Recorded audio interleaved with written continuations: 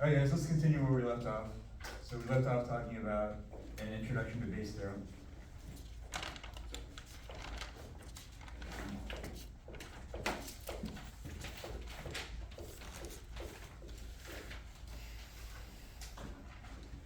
And we started talking about a motivating example for Bayes' theorem. And the example we used last time was the HIV example, where we're given some facts about the prevalence of HIV and the test that's used to detect it. And so some example numbers would be probability of getting HIV is 1 in 10,000.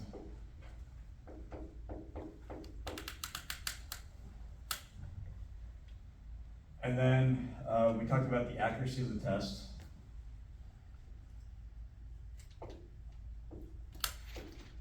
So this first one is, if you're known to have HIV, how accurate is the test for you?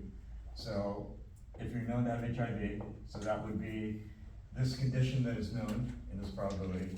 So if you have HIV, the probability or the likelihood that the test is accurate for you and hence test positive is going to be, let's say something high, like 99.99%.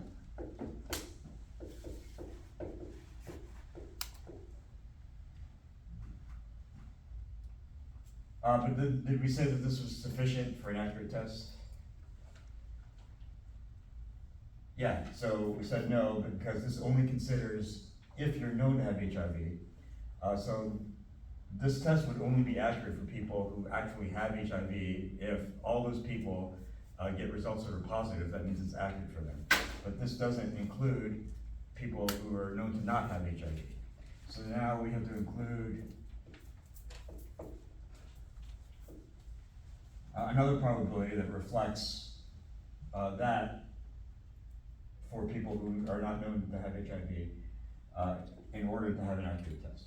So that would be this. So if you're not known to have HIV, the test is correct and shows that you're negative, let's say 99% of the time.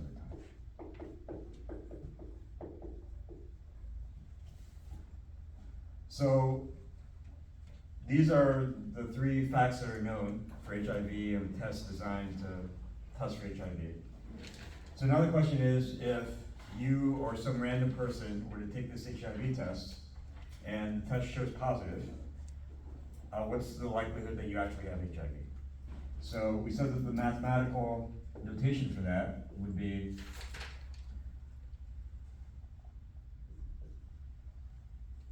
if you take the test and it's known that your test result is positive, what's the probability you actually have HIV?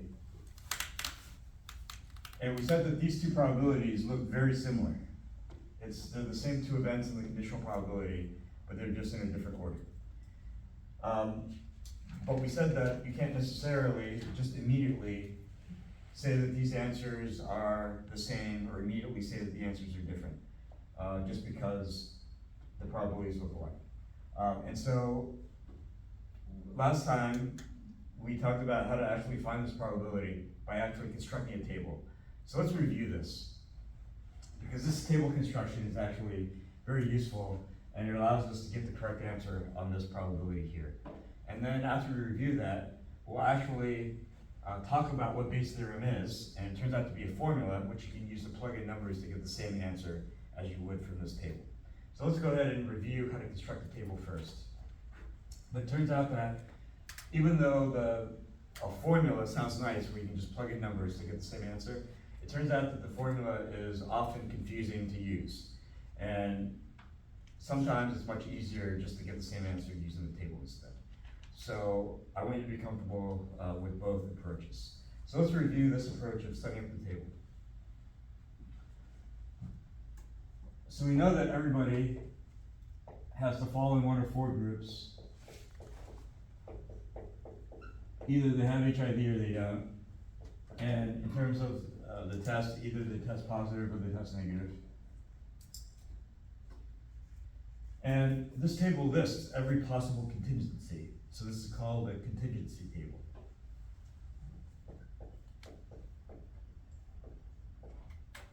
I mean, you're not gonna get tested on that word, but if you see it, later on in life, you'll know what it means.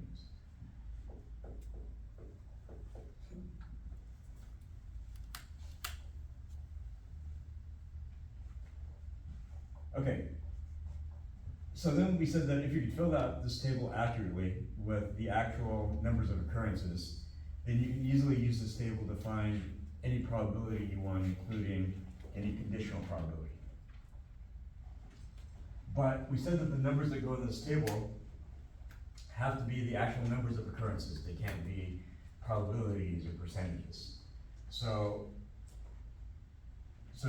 you can't just stick these probabilities and percentages inside the table.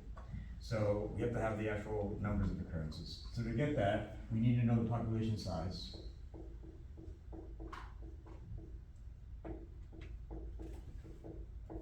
And remember, we also said that you can use any population size. You'll get, in the end, the same probability results. Because the probability results are just relative to each other, so you'll get the same results. Last time we used a population size of 10,000, and we said that you can get the same answer no matter what you use. So just to show you that you shouldn't have a lot of anxiety and try to choose this number, let's pick a different number and verify that we're gonna get the same answer that we did yesterday. So what number do you think you might want to use for the population size? 10,000. Sure. So instead of well, last time we used 10,000. So 100,000. So let's say 100,000. So you can use any number again. The only difference between your choice of numbers might be a slight difference in ease of calculation.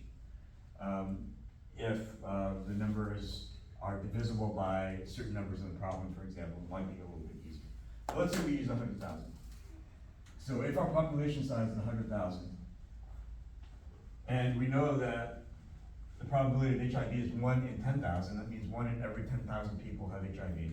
So if we have 100,000 people total, then how many people in our population have HIV? Yeah, 10.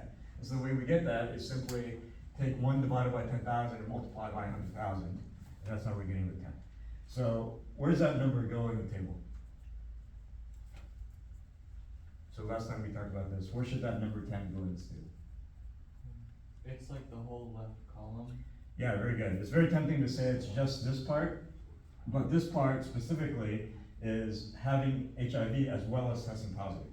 But we know that 10 people total have HIV. We don't know the breakdown of whether they test positive or negative. So this entire column, which adds up to everybody who has HIV, needs to add up to the 10. So this 10 is from taking this probability of HIV and multiplying by the 1 after 1,000. And that equals the 10.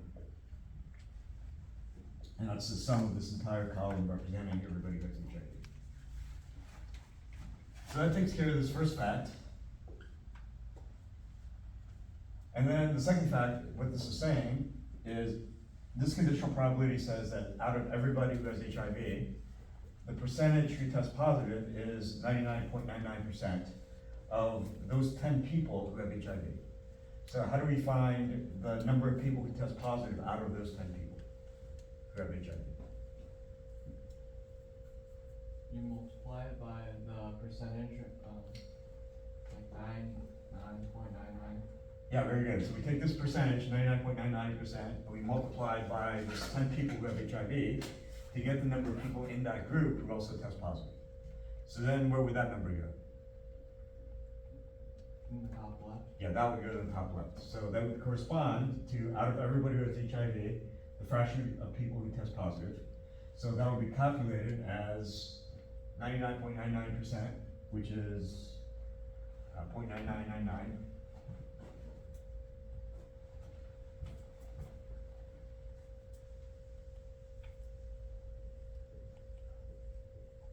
And then times the number of people who actually have HIV, which is 10. So that would be the fraction of people with HIV who also test positive. So that ends up being 9.999.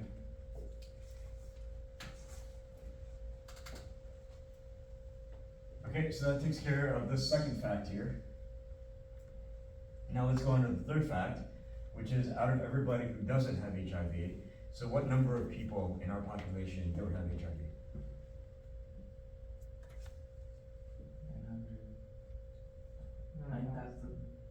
90,970. Yeah, so we have a total of 100,000 people total in our population, and 10 of them have HIV, so the remainder don't have HIV. So we're gonna take 100,000 minus 10,000, and that'll be the number of people who don't have HIV, and where does that go in the table? Yeah, the sum of the not HIV column, so that'll be here.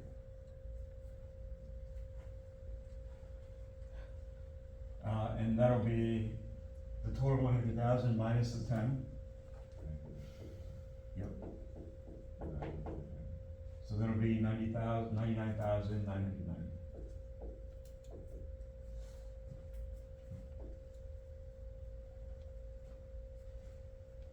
Okay, so this is saying out of all those people who don't have HIV, which is the 99,990 people, the percentage of people who test negative in that group is 99% of those people who don't have HIV.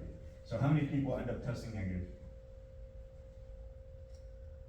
So it would be 99% of that number. 98,990.1. Okay, good. So first of all, where should that number go in the table? Bottom right. Yeah, so the intersection of not having HIV and testing negative, so bottom right.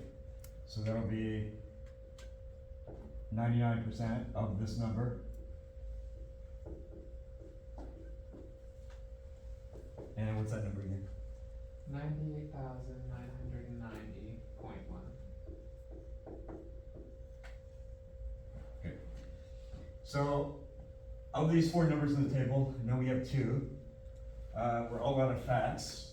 How do we come up with the remaining cells?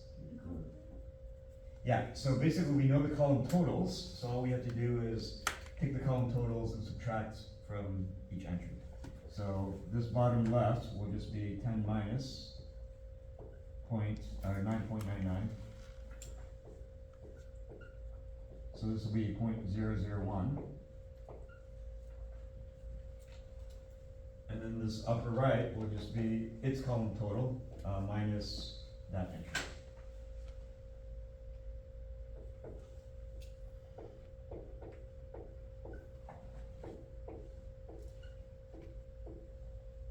And if you do that subtraction, what do you get?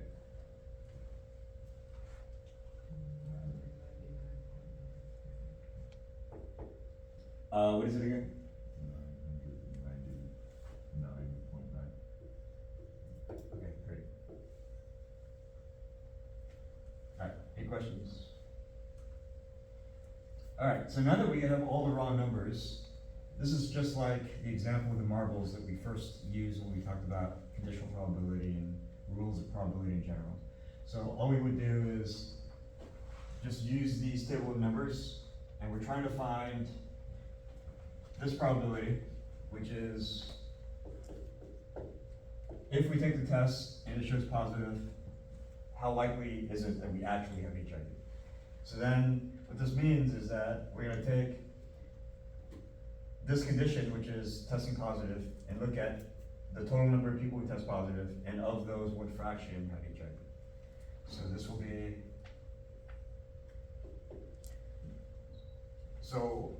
what's the total number of people in our population who test positive? Yeah, it'll be this entire row that corresponds to testing positive here. It'll be the 9.999 plus the 999.9. Yep, so 1,000 something. But I'll just leave it as an expression.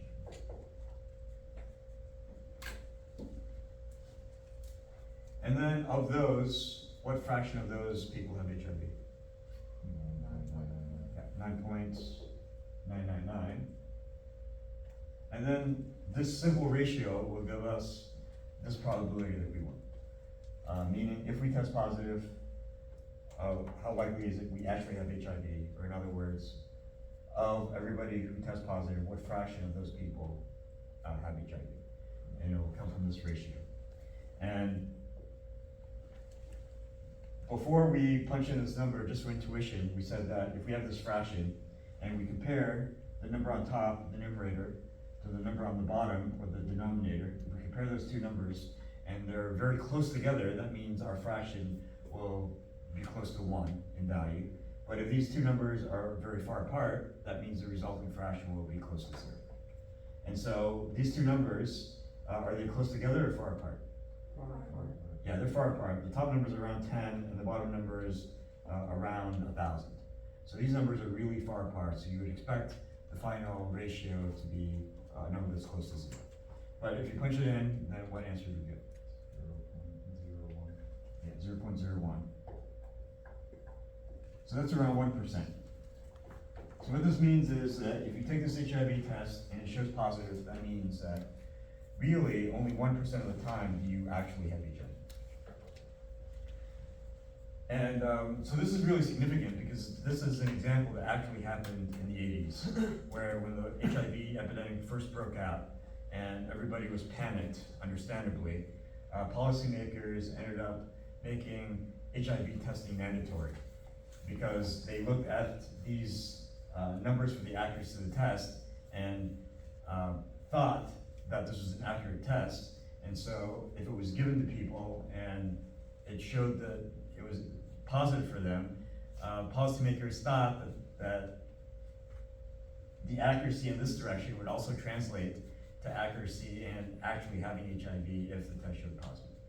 But like we just saw, for everybody who saw that the test was positive, only 1% of the time did they actually have HIV. So you had a lot of people who were panicked, who actually didn't have HIV. And so because of this widespread panic, eventually this had to be shut down, where HIV testing was no longer mandatory. And it was only restricted then to high-risk individuals. So let's talk a little bit more about that in a little bit. But let's focus now on the fact that this probability ended up being so low, only 1% of the time. Is it true that you have HIV if the test shows that you have HIV? So why did we say that this probability ended up being that low? What was the intuition behind that?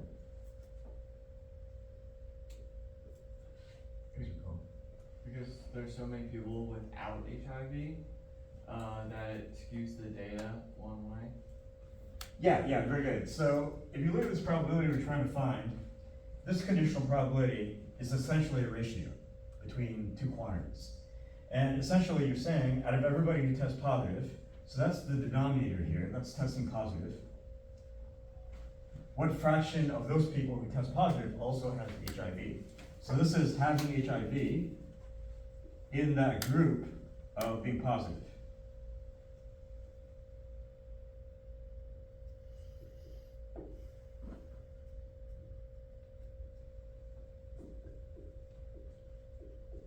So basically, you're just dividing these two quantities. And like we said before, if you have this fraction where the two numbers are very far apart from each other, then the final ratio will approach 0.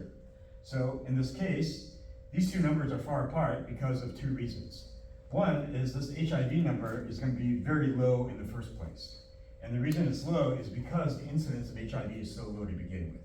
So this top number is going to be super low.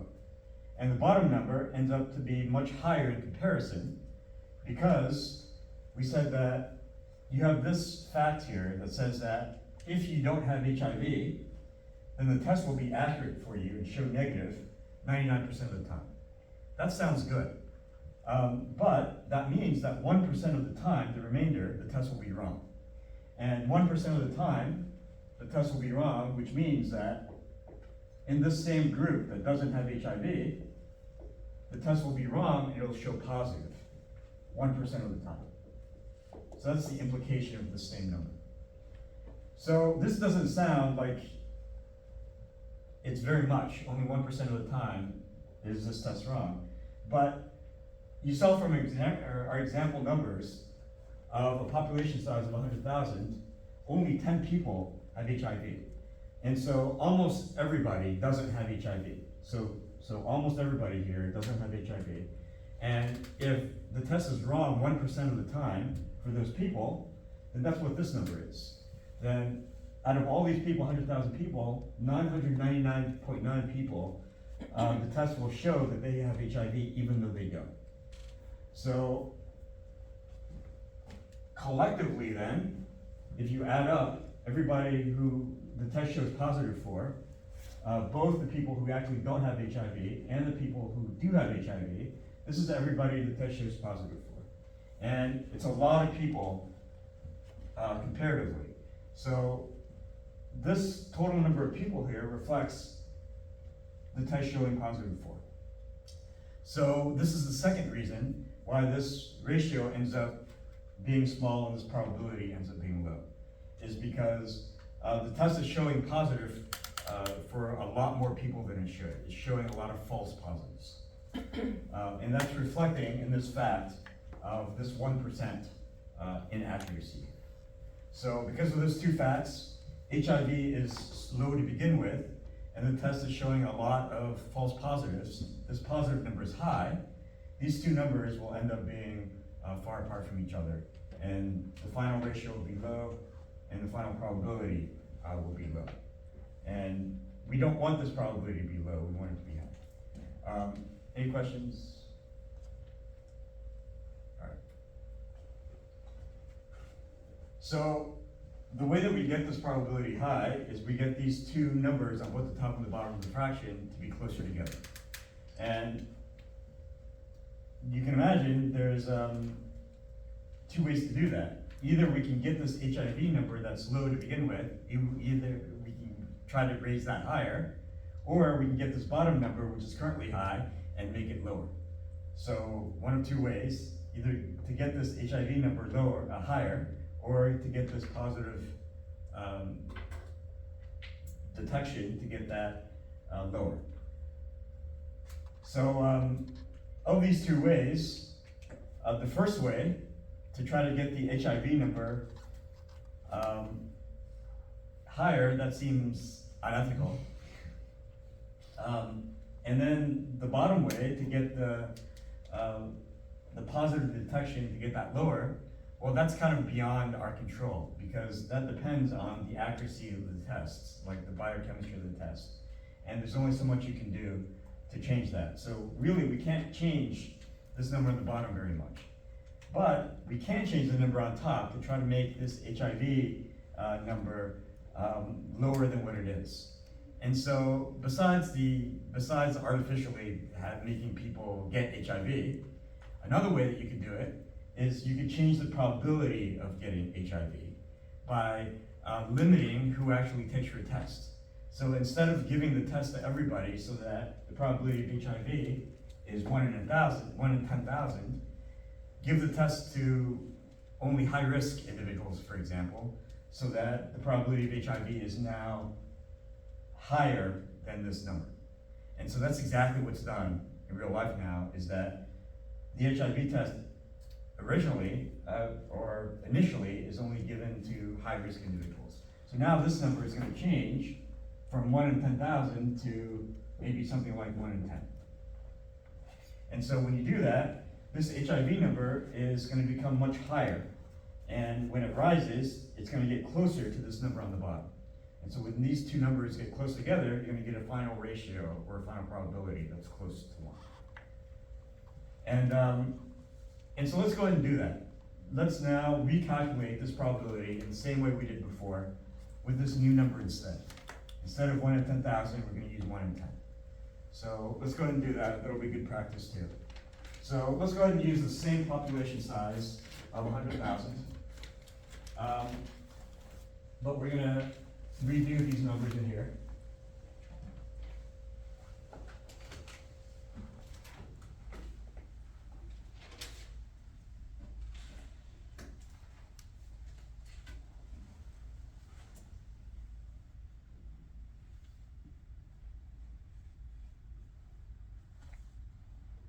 All right, so if the population size, let's say it's 100,000, and now our incidence of HIV is only 1 in 10, then how many people in our population that got tested, how many people actually have HIV?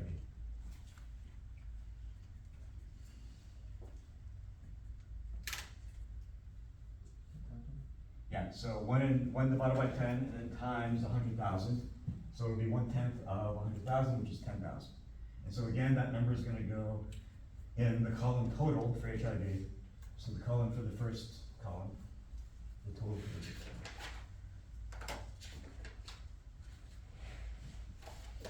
so that would be 10,000 out here.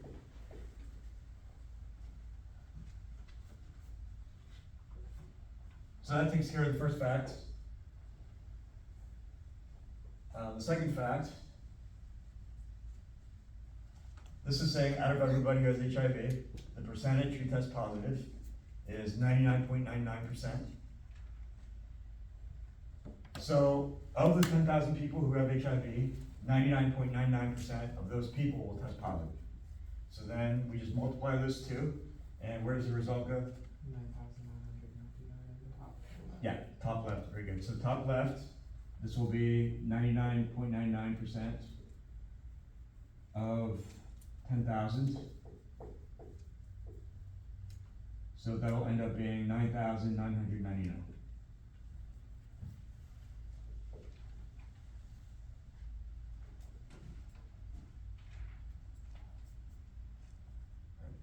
Any questions? Okay. So that takes care of the second fact. The third fact is out of everybody who does not have HIV in our population, which is how many people? 990,000? Yeah, so this will be, the total is 100,000 and 10,000 people have HIV, so the difference will be the number of people who do not have HIV. So that'll represent not having HIV, which is this column total here. So that'll be 100,000 minus 10,000. That'll be 90,000. So those are the number of people who do not have HIV. So in this probability, this is saying out of those 10,000 people who don't have HIV, the percentage who test negative of that group is 99%. So now we're going to take 99% of this number to get the number of people who test negative. And where would that go in the table? Yeah, bottom right. So the intersection of not having HIV and testing negative. So that'll be 99% of 90,000. 89,100. Yeah, so 89,100.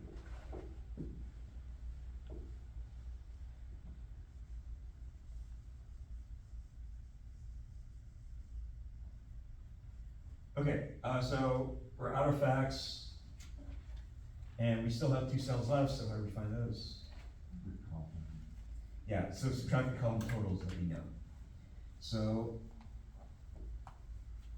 the bottom left will be 10,000 minus 9,999, which ends up being 1. So I'll just write out the expression.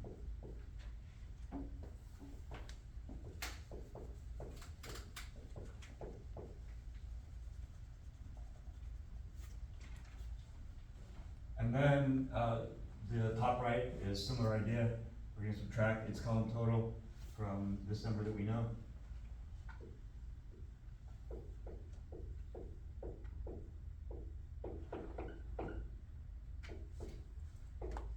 So that ends up being 900. So now that we have all the actual numbers of occurrences that we need, so now we can go ahead and use those to find this conditional probability that we want.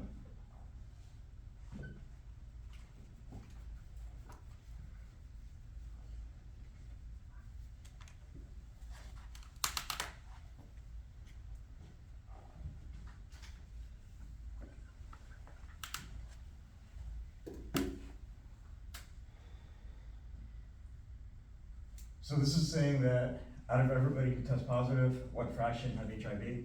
So again, we're going to look at our table and identify everybody who tests positive, which is the sum of this first row. So that'll be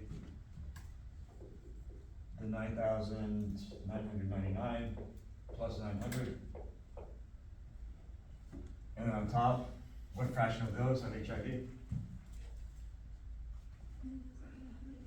Yeah, 9,999. So before we punch this in the calculator, if you compare the numerator and denominator of this fraction, then are they relatively close together or far apart? Close together. Yeah, close together, because the top one is around 10,000, and the bottom one is around 10,000, 1,100. It's close to 11,000. So the top one is close to 10,000, the bottom one is 10,000 plus another 1,000, so around 11,000. So these are relatively close together. So now you would expect a fraction that is much closer to 1 than before. So let's go ahead and evaluate this. 0.92. Yeah, 0.92, approximately. Okay. So what would this be as a percentage? 92. Yeah, around 92%. So what this means now is now if you restrict the test to only high-risk individuals, and one of those high-risk individuals ends up testing positive, then now they actually have a 92% chance of having HIV. Any questions? So what's often done is that a test with this level of accuracy is usually less expensive, and it's usually first given to high-risk individuals, and if then they test positive, then a more expensive test is usually given with higher accuracy scores here, where the final result ends up being more accurate.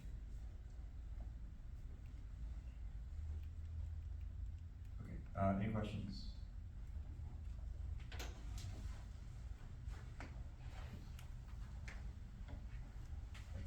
Okay, so this number here, so if you punch this in, go ahead and give me a little bit of a more precise answer than 92%.